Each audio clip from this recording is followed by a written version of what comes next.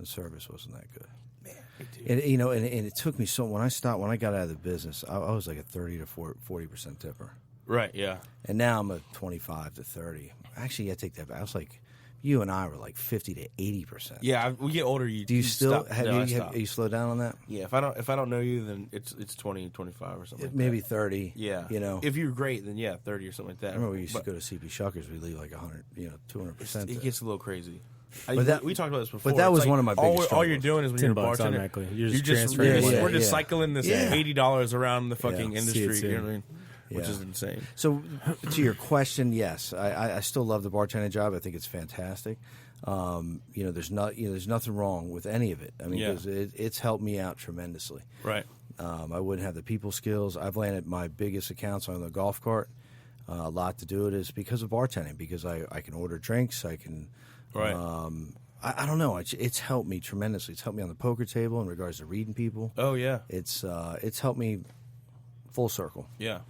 So, I mean, if you call me up today, say, Henry, could you guest bartend on Friday night? I'd say, fuck yeah. You'd be stoked. I would do it. I would do it. I'd say, remind me of this drink and that drink. Yeah, what's in it? I would still do it. I mean, I had a blast doing that stuff. Yeah, it is fun. And the money's good, too. Yeah. When I have to jump behind the bar now, it's great. Yeah. The other day we got dominated. It was like this Friday. There was nobody in there. And so, I'm managing. I was like, hey, I'm going to grab liquor. I come back. The whole bar's full. The restaurant's full. I'm like, what the fuck? And the everything's going crazy. It's just poor Henry back there. And both of us later on had this revelation that was like, man, I thought about just fucking leaving because, like, fuck this, But Tony's here. Was just getting... But Tony's here. I'm not going to leave him like that. And then Tony's the same thing. He's like, I'm ready to just get the fuck out of here. But Evan's here. I'm not going to just leave him like that. But it was fun though. Once we started getting our once grind you push on, through it and go through the weed, it's a good feeling to get through the weeds like that. That's a good feeling. Yeah. And at the end of the night, you're doing pretty good. Mm-hmm. It's always that middle part. You know what I mean? Yeah. I think one of the main things that I've learned from bartending, right, and also managing too, from working in the restaurant industry. Yeah, this is like the biggest takeaway that I've ever learned is stress management. Yeah. So when I first started bartending, right, and I haven't seen this shit, I was like headstrong, fucking just bull in the ring, and I just go. You know what I mean? Laser focus. But fast and good. But it also takes away from my like people skills. You know what I'm saying? Absolutely. So I can be, and I'm currently dealing with this with one of my bartenders now, where you're laser focused into what you're doing. So you're like, all right, cool. Like I know I need to fucking do this. This is how it's going. This is what I'm doing. Yeah. But you lose all the other things that go beyond that. Yeah. My difference between me working in service world now, after having years of like management, after learning underneath Evan, also from a perspective of like a corporate America where they teach you the ways of handling these things and teaching you how that you have to actually like talk and be tactful to people and how you're perceived is a real thing by not only your customers but the people that you work with too, is that you have to find that like the healthy balance in between you being like direct and you finding that like cushion area, you know what I mean, to where everyone still feels comfortable with you. And you have to kind of juggle that. So the difference between me working the Yard House is I'm here for business. You know what I mean? Like whatever you need to do, you fucking put on that ticket and that's it. Yeah. And all the stress, but at the same time, I can't take on anything else. Yeah. At that time, it was just like, I'm here, I can do this. It's the only thing I can do. I can't take on anything else. But nowadays, so now with my restaurant now, and as I'm like coaching and teaching, my bartenders, I'm watching them kind of deal with the same struggles that I dealt with. And I know that if they actually care enough and we provide them the same type of like learning experience and training that I've had, and I think that they'll be able to get to a point where I am currently, where I'm in the service well, and I'm having a great time, man. Yeah. Because I prioritize that and I set the pace also. You know what I mean? I can do it all. You know what I mean? Yeah. I can smile while I'm doing it, grab this ticket, this, that, and other. Server walks up. And I'm like, hey, what do you need? Yeah, what do you need? It's cool. You know what I'm saying? I don't need the whole story. Just what's going on? Which is the same situation of like, well, they ordered this, and and it's like, cool. Look, hey, look, let's get to the end of it. What do you need? Exactly. You know what I mean? Like it's like fucking Neo in the Matrix, where he's just like, no. You know what I mean? Yeah. Like whatever you're doing. That's a great analogy. Right? You know, but I like that. I take every my life situations that I'm dealing with now, whether it's like my home, my life, my wife, my girlfriend, wife, whatever you want to call her. You know what I'm saying? She's essentially my fucking wife now. Well, me too. You know, we haven't officially been married, but yeah, you know, but you know, these. I see the same similarities that we see in the service industry working behind a bar that I do in real life. Yeah. You know, where she comes to me and she's like, you know, and I'm like, oh, it's cool. Yeah. You know what I'm saying? Oh, I'm working on it. Like, how do we, let's get to, let's solve the problem. You know what I mean? Let's just, whatever all this other shit that's in between doesn't matter. Let's just get to the end. You know what I'm saying? Yeah. No, 100%. And then, so with that, like what you just said just there is that I'm trying to bring that home. I don't do it so well. So like Nikki even says like, "You're so cool everywhere else. What the fuck happens here?" You know what I mean? And it's like, she's like, "It's like you just save it up for me." I'm like, "Not really. I mean, I'm just maybe a little bit. I'm tired, man." And her hearing this, she's gonna be like, "Fucking Evan, God damn it."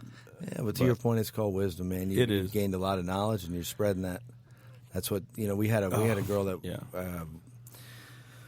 there was a lady that worked in our office, but he wasn't in the same company, and she's the only one that knew how to do her job, and she held that knowledge because she didn't want to lose her job. Yeah, which is not right. No, you got to spread that knowledge. You got to make sure that everybody else can do your job.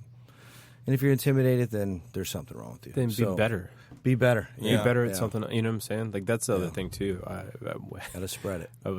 I had talked to a manager one time. And, you know, he's like, all right, man, look. He pulled me in the office. He said, look, I'm only going to ever tell you how to do this.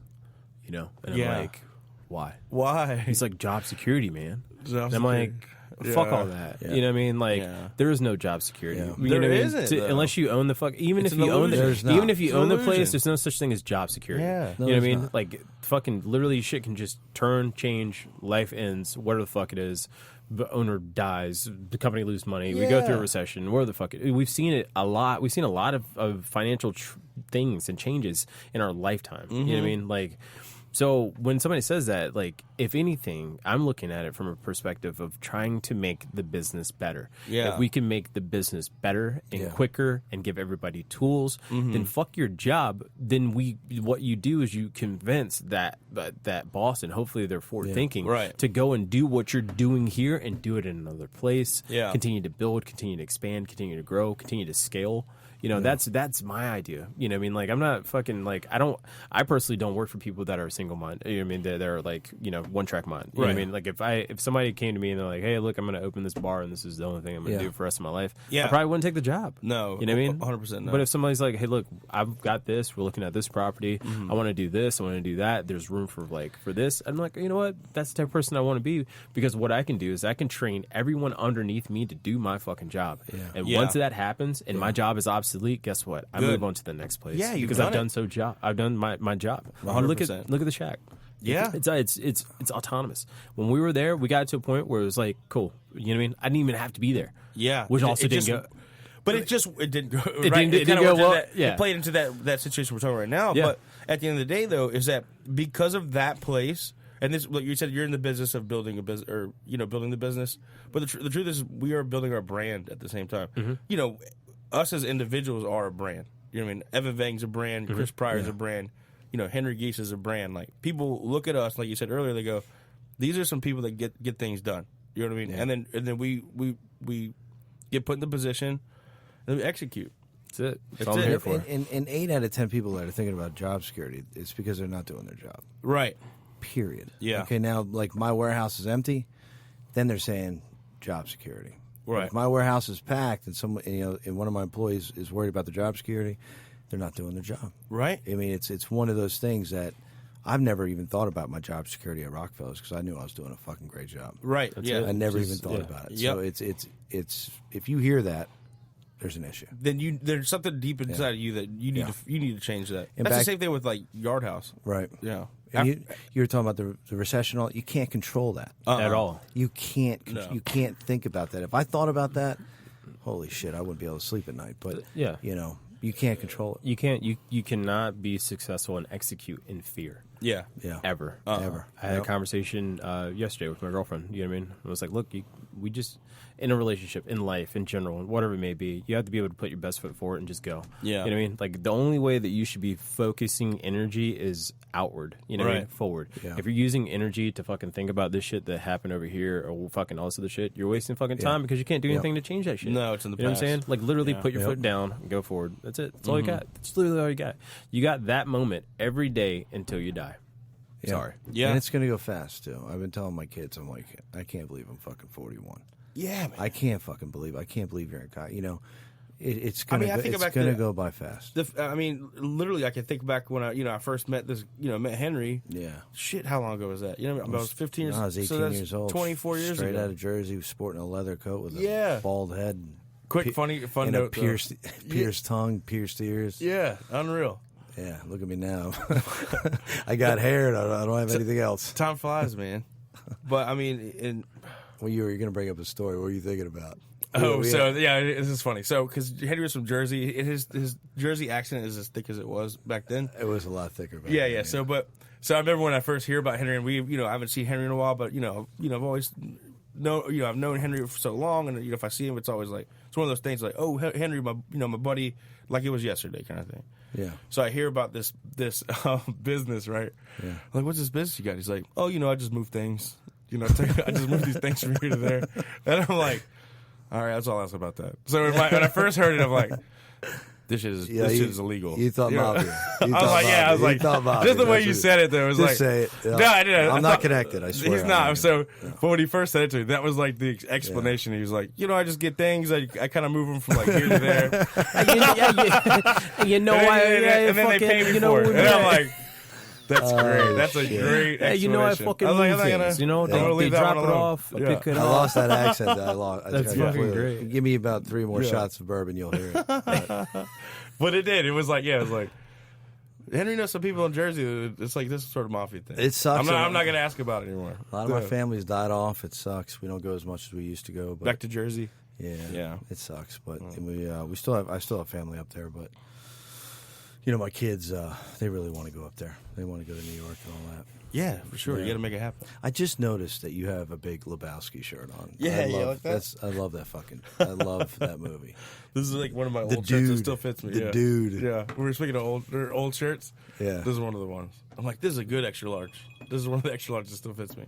How much time has gone by? I think A whole hour. I think we're about there. A whole hour. Yeah. All right. Oh, what was I going to say? Got a liquor order to pick up. Yeah, I gotta go do that liquor order. Man, this has been fucking cool. Thanks, man. Yeah. You like appreciate having guests on like you that have gone and worked in the trenches. You know what I'm saying? Yeah. And gone from, because we've had that. Patrick Collins, yourself, Trey. Yeah. Fucking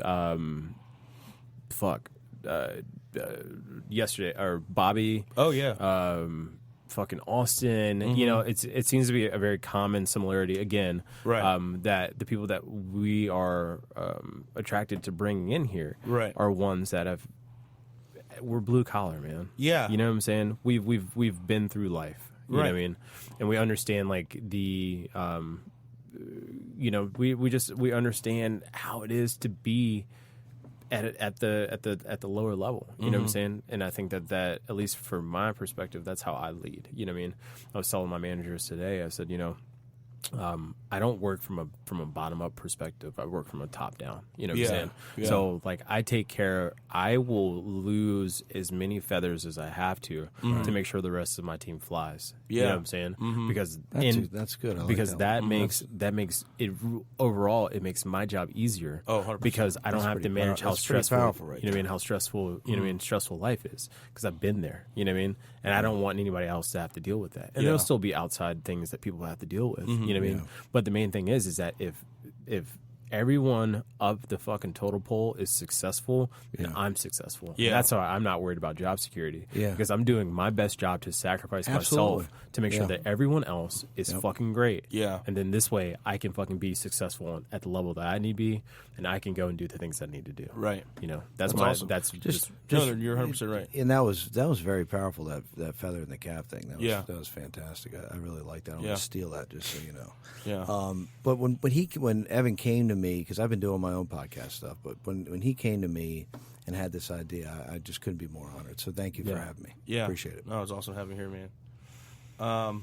I would just like to say the one last thing about, and then we'll jump into the other stuff, but I don't think any of us would be here right now. I would not be, obviously, because it's called Passing the Bar, but as individuals, I think that we could attribute to a lot of who we are, as from the being bartenders in the bar industry. Absolutely. So I've had a lot of different. I've had a lot of different paths in my life, and I've this is the one that I've come to being comfortable with. Yeah. A lot of other things that